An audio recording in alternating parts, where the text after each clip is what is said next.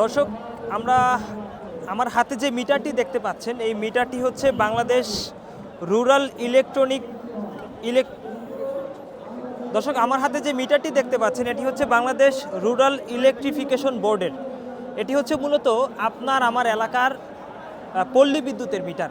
মূলত যারা মফস্বল অঞ্চলে বসবাস করেন তারা মূলত এই মিটারটি ব্যবহার করে থাকেন।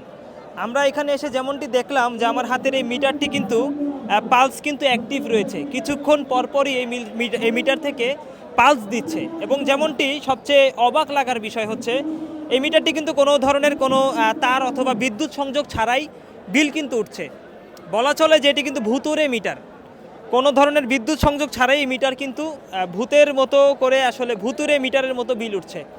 আমরা যেমনটি দেখছি যে এটি কিন্তু ইউনিট দেওয়া রয়েছে এবং কিছুক্ষণ পরপরই কিন্তু এটির পালস আমরা লক্ষ্য করতে পারছি। এবং যেমনটি আমরা এখানে জেনেছি যারা আন্দোলনরত কর্মী রয়েছেন পল্লী বিদ্যুতের, তারা আমাদের যেমনটি বলেছেন যে এই ভুতুড়ে মিটার কিন্তু গায়েবী বিল। এক কথায় বলতে গেলে আপনি যা ব্যবহার করছেন তার চেয়েও অধিক কয়েক গুণ বেশি আপনার বিল আসবে।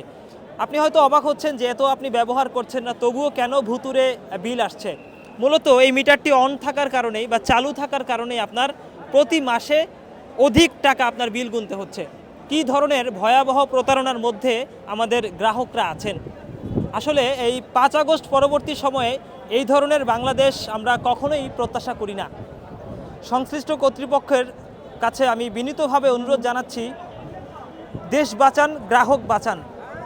এই গ্রাহকের ট্যাক্সের টাকায় আপনার আমার যারা সরকারি কর্মী রয়েছেন বা যারা দায়িত্বে রয়েছেন, গ্রাহকের ট্যাক্সের টাকায় তাদের বেতন হচ্ছে। মূলত যারা এখানে আন্দোলনরত পল্লী বিদ্যুতের কর্মী রয়েছেন তারা কিন্তু মূলত এই ভোগান্তির শিকার হচ্ছেন। গ্রাহকের পর যদি কেউ ভোগান্তির শিকার হন, একমাত্র যারা মিটার রিডার রয়েছেন বা পল্লী বিদ্যুতের মাঠ পর্যায়ের কর্মী রয়েছেন তারাই কিন্তু এই ভোগান্তির শিকার হচ্ছেন। কারণ যখন তারা ভুতুরে মিটার থেকে বিল আনতে যাচ্ছেন তখনই কিন্তু গ্রাহকের সঙ্গে তাদের চরম দ্বন্দ্ব সৃষ্টি হচ্ছে। এর ফলে কখনো সংঘাতেও জড়াচ্ছেন তারা। দর্শক, আসলে দেখে আসলে না বোঝার মানে নিজ চোখে আসলে যখন না দেখবেন তখন আসলে বোঝার কোনো উপায় নেই।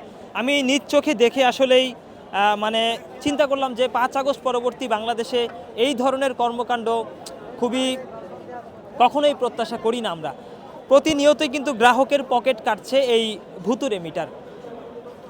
সংশ্লিষ্ট যারা কর্তৃপক্ষ রয়েছেন সবার কাছে আমি অনুরোধ করব এই বিষয়ে আপনারা সুদৃষ্টি দিবেন এবং খুব দ্রুতই এই ধরনের ভয়াবহ দুর্নীতি থেকে গ্রাহকদের রক্ষা করবেন, এমনটি প্রত্যাশা। রাজধানীর শহীদ মিনার থেকে আবু আবদুল্লাহ রোহিত, দূরবীন নিউজ, ঢাকা।